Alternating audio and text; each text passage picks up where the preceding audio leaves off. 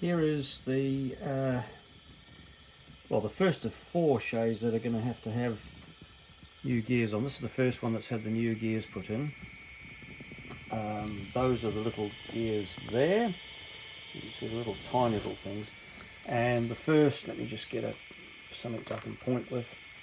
The first thing we had to do was clamp it using a piece of wood in the vise and drill out a number 56 drill hole to open the gear up, because for whatever reason these are the wrong size. They wouldn't even fit on the plain part of the shaft, let alone the knurled spline part.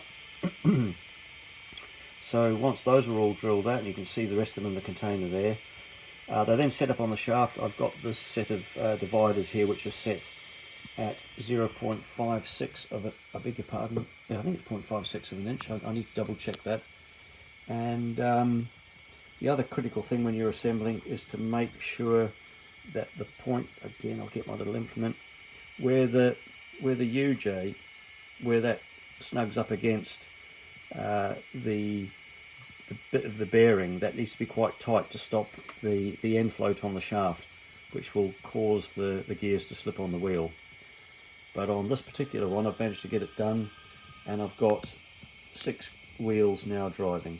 So hopefully, well, it's only taken several days to get this far, so hopefully the next one will go a bit smoother.